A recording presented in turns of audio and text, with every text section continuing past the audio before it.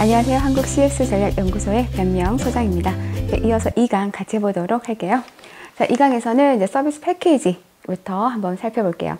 자, 서비스 패키지란 특정한 환경에서 서비스가 재화 및 정보와 함께 결합되어 제공되는 우리가 상품의 묶음을 의미하는 거죠. 그래서 이 서비스 패키지는 이제 그 일반형으로도 출제가 되고요. 그리고 이 서비스 패키지가 뭐 OX형 개념을 묻는 게, 그리고 연결형으로도 이렇게 출제가 되었어요. 특히 이 1번 부분 주의해서 좀 숙지하시면 좋을 것 같아요. 우리가 패키지라는 게 어때요? 여러분들 많이 들어보셨죠? 뭐 여행 상품, 특히 여행 상품 패키지 같은 거 똑같아요. 서비스도 고객들에게 서비스를 제공함에 있어서 좀 더 다양한 혜택을 제공하기 위해서 어때요? 상품을 묶어서 제공을 하는 거죠, 서비스를. 자, 그러면 여기 보시면, 그래서 패키지라는 거는 먼저 재화와 정보, 재화 및 정보가 결합되어 제공되는 것이다. 시험에 뭐 재화와 재화가 결합되어, 또는 뭐 정보와 정보가 결합되어, 이렇게 말 바꾸기 식으로 출제가 되는데 기억을 해두세요. 재화와 정보가 결합되어서 제공되는 상품의 묶음을 의미를 한다. 그다음 서비스 무형적 특성으로 인해 우리가 어때요? 서비스를 명확하게 정의 내리기가 힘들죠. 어려워요. 그렇기 때문에 이에 서비스 프로세스 내 고객 참여가 서비스 결과를 좌우를 합니다. 우리가 그 서비스 프로세스 내 고객이 참여한다는 건 서비스가 갖고 있는 어떤 특성이라고 그랬죠? 네, 비분리성, 네, 동시성이라는 특성으로 인해서 고객이 그 서비스 프로세스 내에 참여하게 됨으로써 서비스 품질, 서비스 성과, 서비스 결과를 결정하게 된다는 거죠. 다음 서비스 경영자들은 고객이 기대하는 부분과 일치하는 서비스 패키지를 제공을 당연히 해야 되겠죠. 자, 예를 들면 은행에 대한 평가가, 예를 들어서 고객들이 창고 직원에 대한 친절도, 정확도, 대기 정도에 따라서 이 기대가 형성이 된다면 당연히 뭐예요? 그 기대에 부응하는 서비스 패키지를 제공을 해야 고객 만족이라던가 고객 가치가 훨씬 더 증가가 되겠죠. 다음 서비스 패키지는 크게 핵심 서비스와 부가 서비스로 나뉩니다. 자, 핵심 서비스라는 거는 고객들이 기본적으로 기대하는 서비스를 의미를 하는 거죠. 그리고 이제 부가 서비스라는 거는 핵심 서비스를 지원하는 성격을 의미를 해요. 만약에 내가 스파게티를 먹으러 갔어요. 어느 유명한 맛집, 스파게티 맛집이라고 그래가지고 이제 그 파스타를 먹으러 갔으면 이 파스타의 맛은 어때요? 핵심적인 서비스가 되는 거죠. 그리고 이제 파스타의 맛은 핵심 서비스가 되지만 그 레스토랑의 분위기라던가 또는 그 직원의 친절도, 이런 것들은 부가 서비스가 되는 거죠. 자, 이렇게 하지만 이제 요즘에는 제품 자체가 아닌, 그러니까 핵심 서비스가 아닌 부가 서비스가 포함된 제품 패키지를 이제 증가하고 있는 경향이 늘어났다. 그러니까 우리가 이제 제품으로 친다면 우리가 그 제품 자체를 보고 구입을 하는 게 아니고 그에 딸려 있는 부가적인 서비스가 포함된 그런 제품 패키지를 보고 더 구매하는 경향이 증가하고 있다는 거죠. 다음 서비스 패키지 개발은 통합적인 성격을 지닙니다. 네, 통합적인 성격을 지녀요. 그래서 각 요소들이 상호 의존적이고 보완적인 관계로 어떤 이런 패키지를 만들어야 되겠죠. 즉 연결성 있게 패키지가 이루어져야 되겠죠. 자, 이렇게 해서 패키지의 의의에 대해서 한번 살펴보았고요. 자, 그러면 서비스 패키지를 구성하는 구성 요소를 한번 볼게요. 자, 이것도 시험에 매우 잘 나오죠. 자, 예를 들면 이렇게 시험에 출제가 돼요. 서비스 패키지를 구성하는 요인에 해당되지 않는 것은, 그렇기 때문에 여러분들이 이 7가지의 항목들을 숙지를 하셔야 되고, 또 하나의 각각의 의미, 특히 이 명시적 서비스와 묵시적 서비스가 주로 이 부분에서는 출제가 잘 되는 내용이기 때문에 이 의미들을 여러분들이 기억을 하시면 좋을 것 같아요. 자, 그러면 이제 서비스 패키지를 구성하는 데 있어서 첫 번째 서비스 경험이 여기에 들어가게 되는 거죠. 즉 서비스 패키지를 통해서 고객이 얻게 되는 경험, 이런 게 이제 패키지에 들어가야 된다. 그리고 여기 보시면 이제 명시적 서비스와 묵시적 서비스가 있는데, 명시적 서비스라는 거는 서비스의 본질적이고 핵심적 부분을 구성하고 있는 서비스라고 보시면 돼요. 그렇기 때문에 이거는 감각을 통해서 고객이 직접적으로 알 수 있는 무슨 서비스다? 실체적인 서비스예요.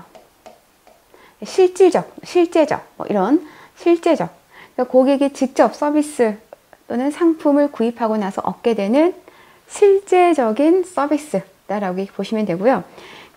반면에 묵시적 서비스라는 거는 외관 또는 감정을 통해서 고객이 심리적으로 느끼는 서비스예요. 반대죠. 그러니까 여기는 실제적으로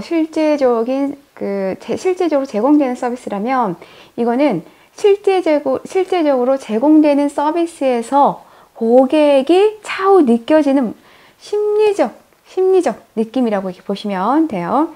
그렇기 때문에 서비스 패키지에 대한 또한 외관적 특성을 이렇게 구성하기도 합니다. 그래서 여기 보시면 명시적인 서비스는 서비스가 얼마나 일관성 있게, 다양성 있게 제공이 되었느냐, 그리고 이용 가능한지, 또 하나는 그 서비스를 제공하는 제공자의 지식, 경험, 태도가 어떠한지, 상당히 실제적인 거죠. 하지만 묵시적인 서비스는 고객이 실제적인 서비스를 받고 나서에 느끼는 심리적인 거기 때문에 얼마나 그 서비스가 편리했는지, 그리고 안정감 있게 느껴졌는지, 분위기가 어땠는지, 대기 상태가 어땠는지, 이런 것들이 평가 기준에 들어간다라고 보시면 돼요. 다음 정보는 효율적이고 개인화된 정보를 제공하기 위한 고객 정보, 말 그대로 이제 효율적이고 개인화된 그 정보를 어떻게 얼마나 잘 제공하느냐.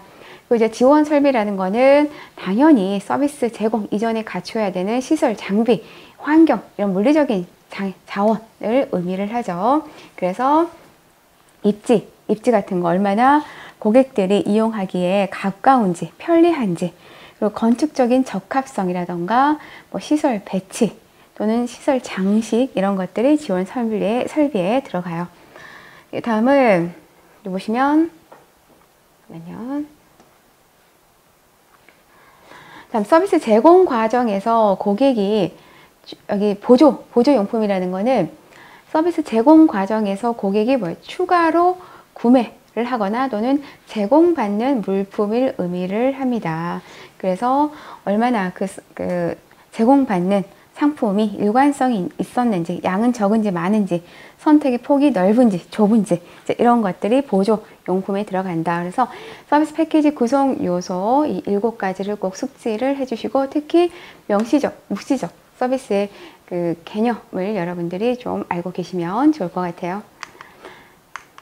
다음에 이제 우리가 서비스 경제에 대해서 한번 살펴보도록 할게요. 자, 서비스 경제와 서비스 패러독스 보겠는데, 먼저 서비스 경제에 대해서 살펴보면, 자, 서비스 경제의에 대해서 한번 볼게요. 서비스 경제란 서비스 부분에 의해 경제 활동이 지배되는 경제로, 전체 노동력이 몇 프로예요? 50%죠. 전체 노동력의 50% 이상이 서비스 부분에 종사하면 우리가 서비스 경제에 진입했다라고 본다. 이것도 제가 최근 그 시험을 보는데 일반형에서 이 개념을 묻는 게 그대로 이렇게 출제가 되었습니다. 이 5개 항목이. 다음 보시면 후쿠스. 누구 이름 기억해 두세요. 후쿠스. 후쿠스는 GNP의 뭐예요? 절반이죠. 절반 이상이 서비스 부분에서 생산되는 경제를 서비스 경제라고 정의하였다. 그리고 서비스 경제 변동성은 매우 급진적이다. 네, 급진적이다. 새로운 서비스가 탄생되어 파급되는 것이 뭐예요? 매우 빠르죠. 우리가 서비스 경제 시대에 도입하면서 시대의 변화가 어때요? 상당히 빨라졌죠. 그러니까 우리가 과거 100년 동안의 그 시대적인 변화와 비교를 했을 때 지금의 그 시대적인 변화는 오히려 그 10배 이상 정도가 빨라졌다고 해요. 그만큼 어때요? 시대 흐름이 가속화된 거죠. 이렇게 새로운 서비스가 탄생되어 파급되는 것이 매우 빠르다. 그리고 이러한 급진적 변혁을 우리가 서비스 혁명이라고 한다. 이 서비스 혁명이 그대로 연결형의 출제가 되었습니다. 서비스 혁명이 뭐예요? 새로운 서비스가 탄생되어 파급되는 것이 매우 빠릅니다. 그래서 이러한 급진적 변화를 우리는 뭐한다? 서비스 혁명이라고 한다.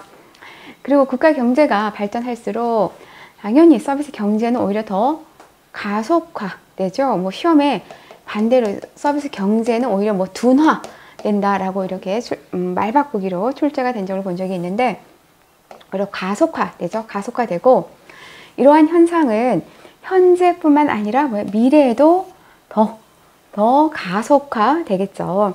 그래서 이러한 서비스 경제의 고도화 현상이 이제는 어때요? 점점 심화되어 가고 있죠.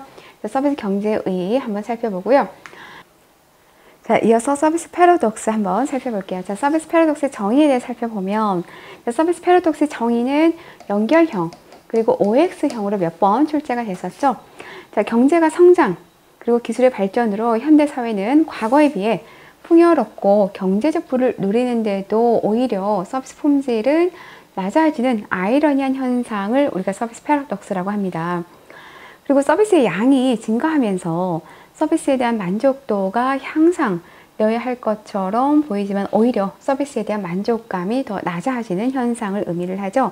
그럼 이러한 서비스 패러독스가 발생하는 원인들을 하나하나 살펴보면, 자, 첫 번째, 고객 인식이 변화가 되었어요.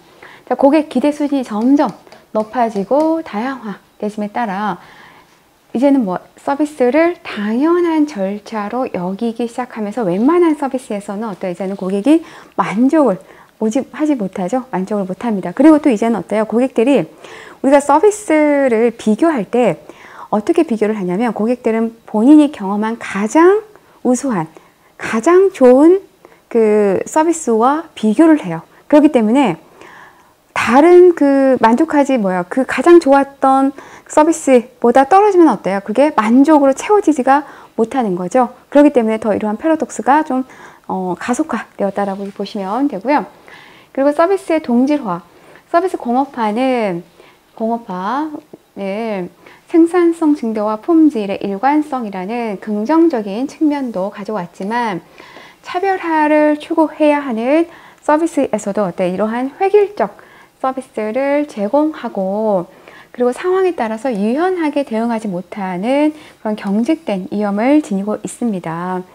즉, 무리한 균일성으로 인해 서비스의 핵심적인 이런 개별성을 상실하게 된 거죠. 아무래도 공업화는 이 개별성과 반대죠. 반대의 개념이기 때문에 이제는 서비스 기업들이 그런 기업의 효율화 그리고 수익성의 극대화를 하기 위해서 시설, 장비들을 도입해서 표준화된 서비스를 제공하고자 하죠. 그러다 보니까 당연히 고객에 대한 개별화된 서비스, 맞춤 서비스가 점점점 이제 낮아지는 거죠. 없어지는 거죠.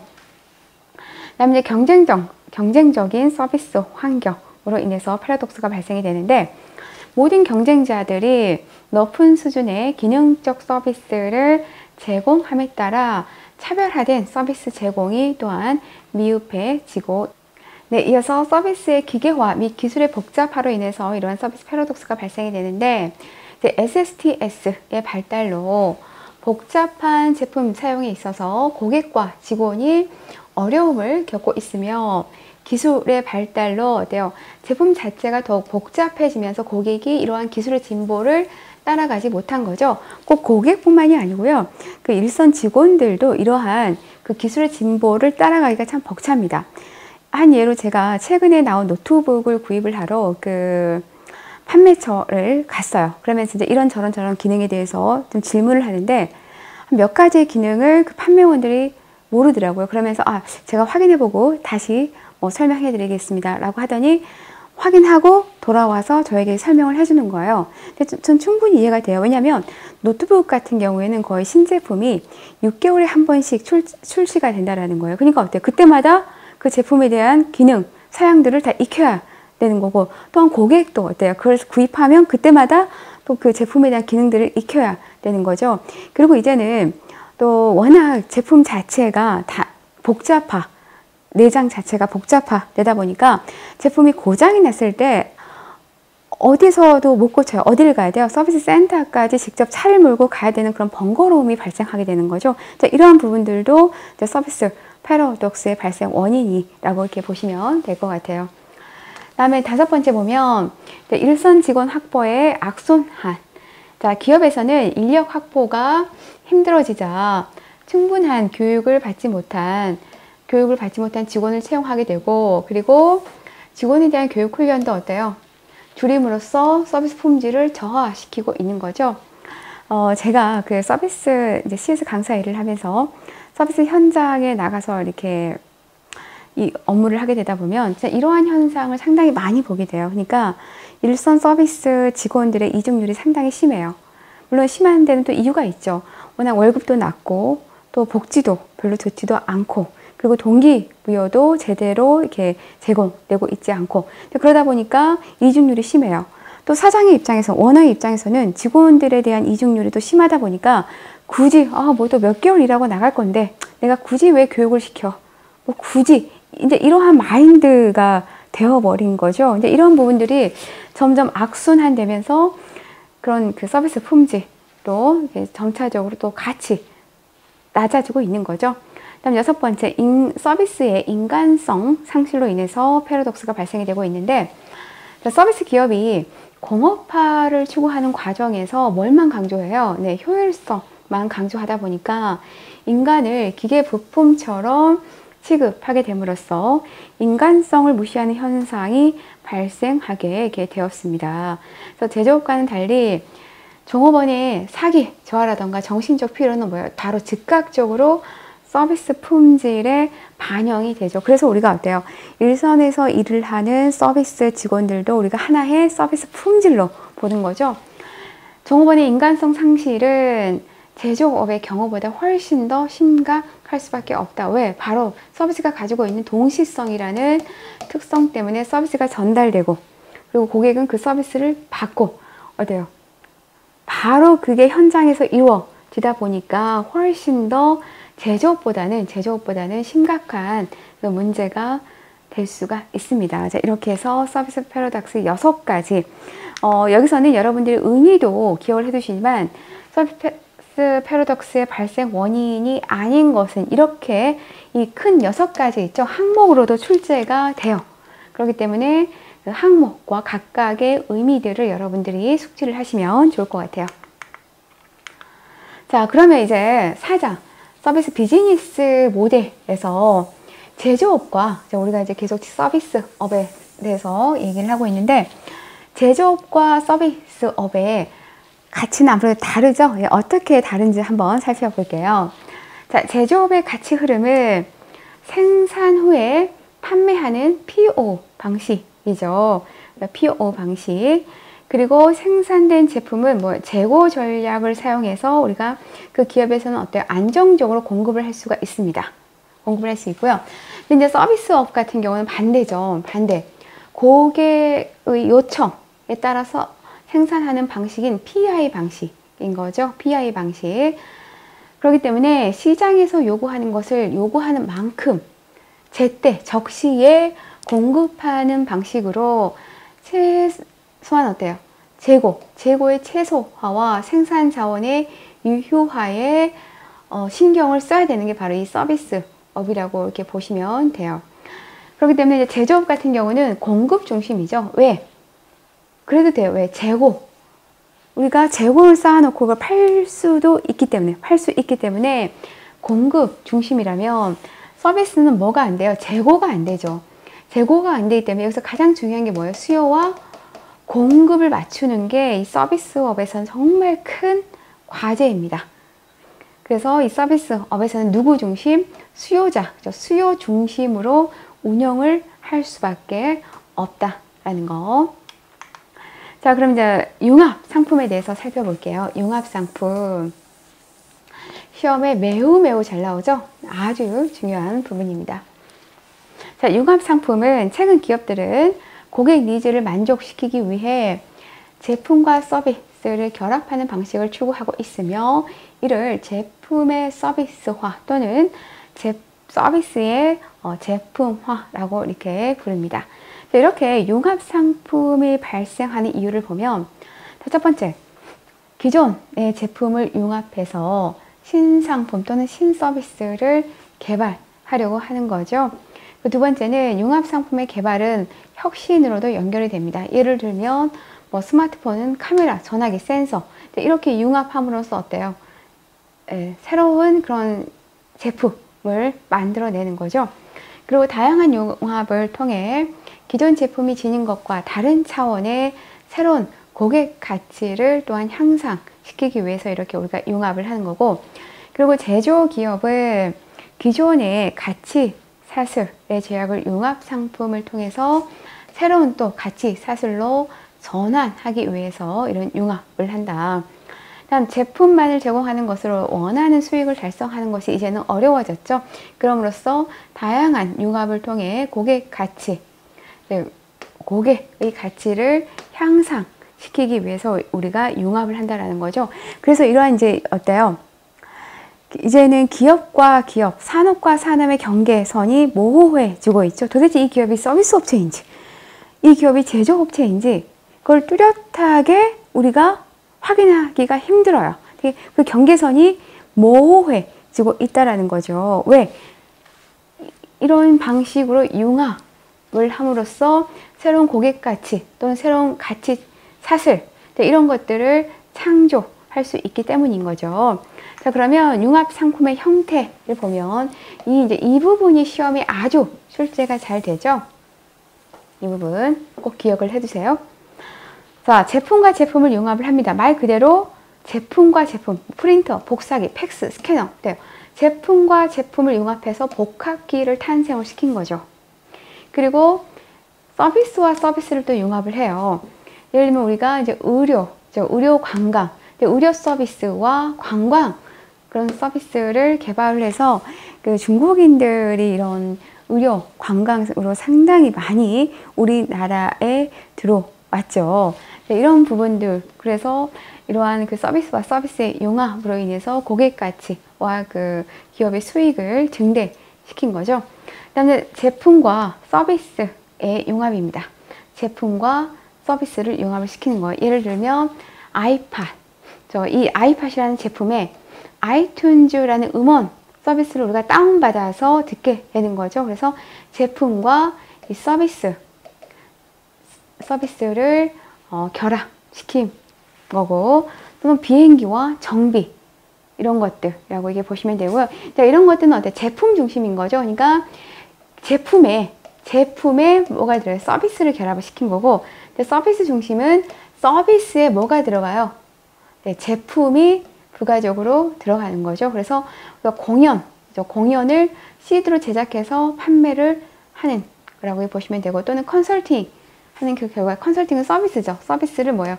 책으로 묶어서 출간을 한다라고 이렇게 보시면 돼요. 그 다음에 이제 제품을 서비스화 시키는 겁니다. 제품을 서비스화, 즉 제품 또는 제품의 기능을 서비스화하여 제품과 서비스가 결합된 상품이라고 보시면 돼요. 대표적인 예로 우리가 어때요? 정수기죠. 정수기를 렌탈 방식으로 제공을 하는 거죠. 그러니까 정수기라는 이 제품을 뭐예요? 서비스화, 렌탈 방식으로 서비스화해서 새로운 그런 융합 상품이 탄생을 하는 거고, 엘리베이터라는 이 제품에 뭐가 붙어요? 유지보수를 서비스화함으로써 이러한 또 융합 상품이 탄생을 하게 되는 거죠. 그리고 이제는 반대로 서비스를 제품화 시키는 거죠. 그래서 우리가 서비스를 강화하기 위해 여기에 추가적으로 제품을 부가하거나 제품을 자동화하여 대량 생산하는 제조업화를 추구하는 형태인 거죠. 뭐 터치패드라던가 또는 키오스크, 이제 어딜 가도 어때 이런 키오스크가 있죠. 자, 이런 것들이 서비스의 제품화라고 보시면 돼요. 그래서 융합 형태에서 여러분들이 특히 여기 보시면 사례 있죠. 사례.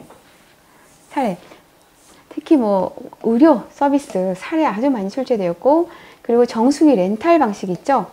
시험에 아주 그러니까 사례를 물으면서 어떤 융합 형태인지 또는 뭐 제품의 서비스화에 맞는 예시는 이렇게 출제가 되기 때문에 여러분들이 이 사례도 꼭 숙지를 해 두시면 좋을 것 같아요. 이렇게 해서 융합 상품 형태까지 한번 살펴보았습니다.